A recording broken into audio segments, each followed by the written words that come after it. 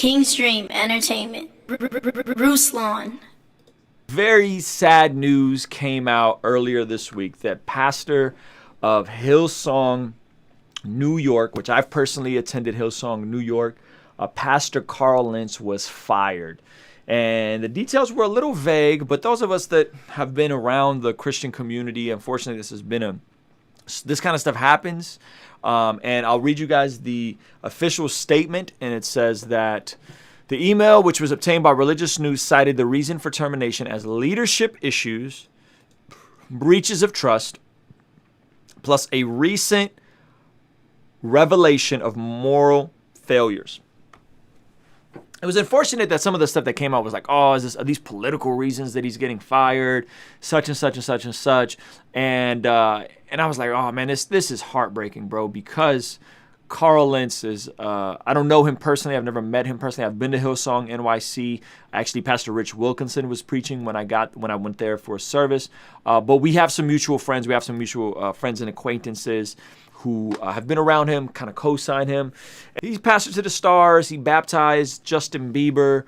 Justin Bieber lived with him for a while, and then subsequently they had fell out about a year or two ago. Nobody really knew why they fell out.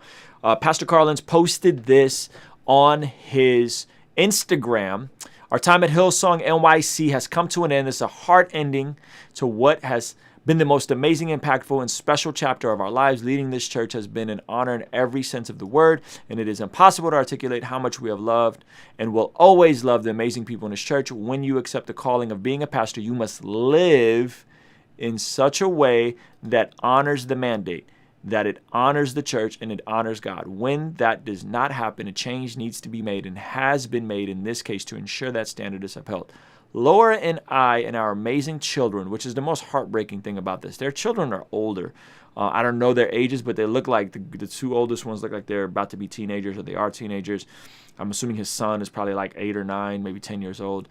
Laura and I had our amazing children, have given all that we have to serve and build this church. And over the years, I did not do an adequate job of protecting, catch this, protecting my own spirit, refilling my soul, and reaching out for readily available help that is available. When you lead out of an empty place, you make choices that have real and painful consequences. I was unfaithful in my marriage, the most important relationship in my life, and held accountable for that. This failure is on me and me alone, and I took full responsibility for my actions, and I began a journey of rebuilding my trust with my wife and my children, and taking real time to work on and heal my own life and seek out the help that I need. I am deeply sorry. So this is awful. I want to really highlight these 3 points that he makes here. Now, listen, I've talked about this before. This idea of access to excess, right? In America, while historically other parts of the world people have starved because they had lack of food. In America, what do we have? We have access to excess. We have an obesity epidemic. We have too much access to food, right?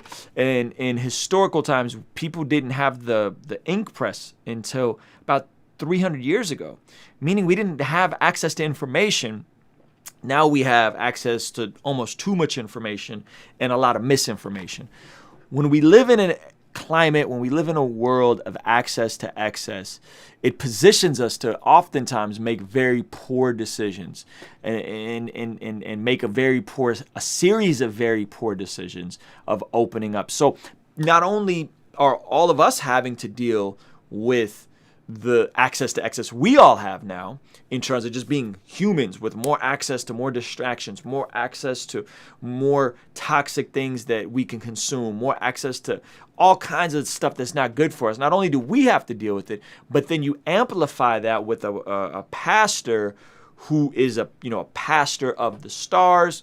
He's running around with NBA ball players. He's on the Breakfast Club. This man has, I don't know how many followers on Instagram. Over 500,000 followers on Instagram. He has a ton access to access, and he's a good-looking guy. Like, he's a good-looking guy. So all of that then becomes amplified. All of that then becomes, there's more temptation on that level, right? There's more temptation. And I'm not saying that he was seeking out temptation or anything like that. I'm just saying on certain levels, you have more challenges. You have more things you have to deal with. And that's not an excuse. That is just a reality. Be very careful. Be very, very, very careful what you pray for. Be careful what you pray for. Be careful what you want, because you just might get it. And I want to really highlight this part because I think this is super key. Let me see if I can find it. This part to me is something that we can all walk away with. Okay, I'm going to highlight it. He says, I did not do an adequate job of what? Protecting my own spirit. Okay, and by the way, I'm using this as an example. Obviously, it's news and you guys want me to talk about it. But for us here, everybody watching here, okay, but for the grace of God, there am I. But for the grace of God, there am I. Okay, so I did not do an adequate job of what? Protecting my own spirit. Are you protecting your own spirit? Are you protecting your own spirit against lust? Are you protecting your own spirit against temptation? Are you protecting your own spirit? Are you protecting your own spirit? I'll give you guys some very practical things we could all do to protect our own spirit. Refilling my soul. Okay, are you refilling your soul? Are you worshiping? Are you reading? Are you in community? Do you have opportunities to confess, to be challenged, to be held accountable? Are you refilling your own soul? And reaching out for the readily available help. And are you reaching out? So are you protecting? Are you refilling? Are you reaching out? How can you protect your own spirit? There's a lot of folks that we probably follow on social media that maybe we shouldn't follow, or at the very least, maybe they're friends, maybe they're acquaintances, maybe they stir up some degree of jealousy in your heart when you see somebody. Maybe there's some degree of temptation when you see somebody from high school or whatever, right? And you guys are cordial. Are you unfollowing those people on social media? Or at least are you muting those people on social media? That's a great way to protect your own spirit, right? And I just use social media as like a real life example, right? Right now, everybody's under quarantine. There's probably people you need to mute in your real life. There's probably people you need to, maybe even block or unfollow in your real life. But are you protecting your spirit, right? Are you protecting your spirit? Even going through your Explorer page and cleaning that up. There's a little right click button you could hit on your Explorer page that says not interested, and you can literally clean up and curate your own Explorer page so there isn't a bunch of thirst traps and a bunch of nonsense in your Explorer page. Are you protecting your own spirit on social media? Are you protecting your own thoughts, right? Sometimes you might see something, it might trigger a thought.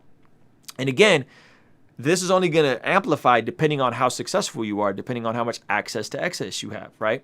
So are you refilling your own soul? Right? Are you refilling your own soul? Are you in worship? Right? I make it a point to work out to worship music, or at the very least like KB or Christian hip hop. Are you refilling your own soul? And this is why people will get like, I'm not one of those like all secular music is evil people by any stretch of the imagination, but the overwhelming majority of the music I consume in the media I consume is stuff that's building me up and helping me refill my soul, right?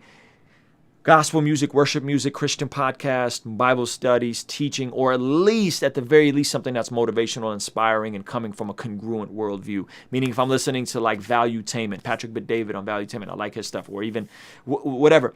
It may not be Christian, but it's at least congruent to my worldview, right? The overwhelming majority of what I'm feasting on is good for me. And are you reaching out for readily available help that is available? Are you reaching out? Do you have folks in your life that you can reach out to?